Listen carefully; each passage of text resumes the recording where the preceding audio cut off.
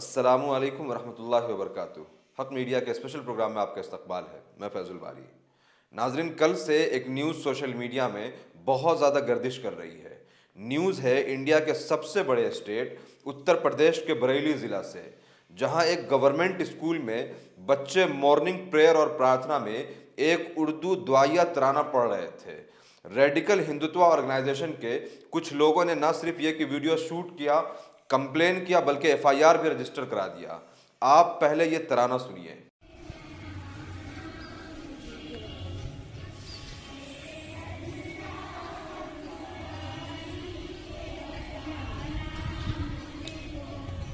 मेरे अल्लाह बुराई से बचाना मुझको, नेक जो राह है उस पे चलाना मुझको।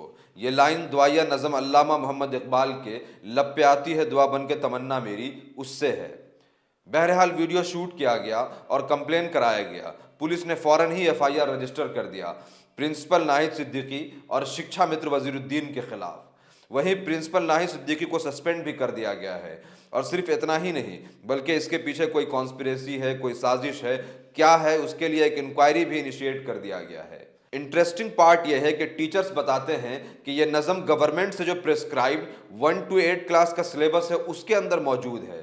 तो जब ये नज़म गवर्नमेंट की तरफ से अप्रूव्ड सिलेबस में मौजूद है तो फिर एफआईआर किस बात पे, और प्रिंसिपल का सस्पेंशन किस बात पे, और इंक्वायरी किस बात पे।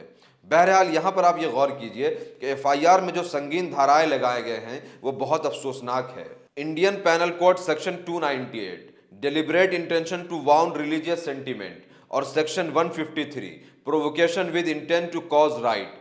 मतलब मानो ये दोनों टीचर नहीं बल्कि कोई खूनखार आतंकवादी हैं जो मक्का मस्जिद ब्लास्ट, अजमेर ब्लास्ट और मालेगांव ब्लास्ट में टेररिस्ट हों या उनके साथी हों। यहाँ जो उसूल और प्रिंसिपल और सिद्धांत बनाने की कोशिश की जा रही है कि स्कूल में रिलीजियस या कोई पोएम नहीं पढ़ सकते हैं, इस उसूल और प्रिंसिपल में भी जो लोग कंप्लेन कर रहे हैं वो दोगले और हिपोक्राइट नजर आएंगे। क्योंकि इंडिया के लगभग हर स्कूल में मॉर्निंग प्रेयर में ऐसे ही कुछ पोएम रिसाइट किए जाते हैं, ऐसे ही कुछ तराना या प्रार्थना पढ़े जाते हैं। मैं खुद जिस स्कूल से मैट्रिक करके आया हूं, वहां हर रोज सुबह में प्रेयर में जयति जय जय मां सरस्वती पढ़ा जाता था।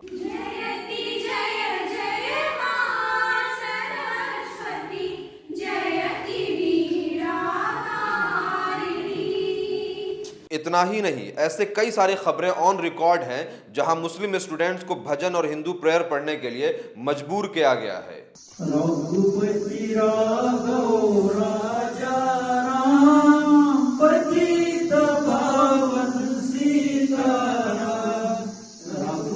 आयरोनिकली यह सब कुछ हो रहा है मगर इनके खिलाफ कोई एक्शन नहीं है। इनफैक्ट अगर आप अपोज करेंगे और कंप्लेन करने जाएंगे तो मुमकिन है आपको ही फॉल्स केस में फंसा दिया जाए। अब ऐसे जो इंसिडेंट्स हो रहे हैं इसके पीछे के सच को समझिए। थोड़े दिनों पहले central board of secondary education यानी सीबीएसई ने न्यू एकेडमिक सेशन सिलेबस का ऐलान किया गया, जिसमें मुगल हिस्ट्री को और इनकलाबी शायर फैज अहमद फैज की शायरी को हटा दिया गया। वही शायर जिन्होंने लिखा कि बोल के लब आज़ाद है तेरे, बोल के ज़बा अब भी तेरी है। और इसी साल मार्च में गुजरात के एजुकेशन मिनिस्टर ने अनाउंस किया कि 6th से लेकर के 12th क्लास के सिलेबस में भगवत गीता को ऐड किया जाएगा। जी, श्रीमद् भागवत गीता से बड़ा जी मैं मानता हूँ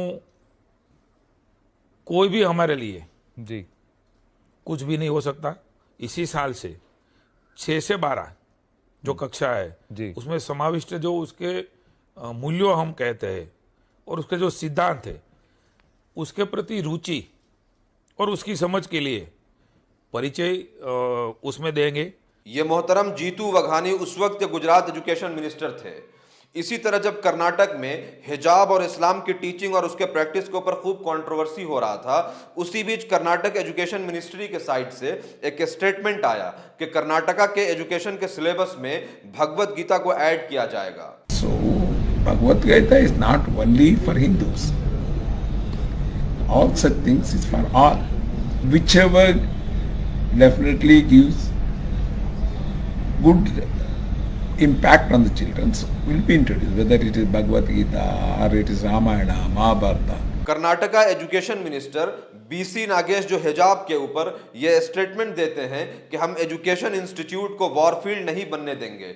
मतलब एक एसेंशियल रिलीजियस एक्ट को अगर कोई प्रैक्टिस करता है तो इंस्टीट्यूशन में वॉरफील्ड बन जाएगा, मगर उसी वक्त अगर भगवत गीता को स्कूल के सिलेबस में ऐड कर दिया जाए तो उससे कोई वॉरफील्ड नहीं बनेगा। इसी तरीके से अगर आप प्रेयर्स में उर्दू नज़म पढ़ लें तो टीचर सस्पेंड होगा और उसके ऊपर क्रिमिनल एक्ट के साथ FIR होगा और उसको हो सकता है जेल में डाल दिया जाए। लेकिन अगर हिंदू प्रेयर या हिंदू भजन आपको पढ़ना पड़े, उसके लिए मजबूर किया जाए तो कोई प्रॉब्लम नहीं होगी। शायद इनकी यही इक्वालिटी है। बहरहाल इन लोगों की हिपोक्रेसी कोई ढकी छुपी नहीं है, मगर इन सब चीजों के बीच में जो सबसे अलार्मिंग थ्रेट है, जो खतरनाक चीज है, उसको समझिए। आप ये सोचिए कि ये सब क्यों हो रहा है। क्या ये महज एक इत्तेफाक है? अगर हम ऐसा सोचते हैं तो हमारे अकल के ऊपर मातम है। जेनोसाइड का मतलब कत्लेआम होता है। हम जेनोसाइड से यह समझते हैं कि सबको एक लाइन से खड़ा किया जाएगा, एक सफ में खड़ा कर दिया जाएगा और गोली मार दिया जाएगा या ज़बह कर दिया जाएगा। मगर जेनोसाइड सिर्फ यही नहीं है, बल्कि जेनोसाइड एक कंप्लीट प्रोसेस है। एक कम्युनिटी के हर छोटे बड़े एक्ट को, हर प्रैक्टिस और बिलीफ को इतना ज़्यादा टारगेट किया जाए कि उस कम्युनिटी को जीने देने के लायक ही ना समझा जाए। इन तमाम प्रोसेसेस में हम कल्चरल जेनोसाइड देखते हैं, जहां systematic destruction of tradition, values, culture और लैंग्वेज होता है। अब आप देखिए कि क्या शहरों के नाम नहीं बदले जा रहे हैं। मुगल सराय जंक्शन अब पंडित दीनदयाल उपाध्याय जंक्शन है। अकबर प्रयागराजी जो कभी अकबर इलाहाबादी थे, मतलब इलाहाबाद अब प्रयागराज है। इसी तरीके से दिल्ली के रोड और स्ट्रीट के नाम बदले गए। क्या उर्दू के ऊपर कांस्टेंट अटैक नहीं हो रहा है? इवन कि कल परसों उत्तर प्रदेश से यह खबर आई कि मदरसे में अब फ्राइडे को नहीं बल्कि संडे को छुट्टी होगी। और तो और मदरसे के बच्चे जो पहले ट्रेडिशनल ड्रेस पहनते थे, यानी कुर्ता पजामा टोपी, अब वो शर्ट पैंट और टाई पहनेंगे। यह एक प्रोसेस है जो यकीनन कल्चरल जेनोसाइड का हिस्सा है। एक तरफ स्टेट की तमाम मिशनरीज हैं और दूसरी तरफ हम और आप हैं।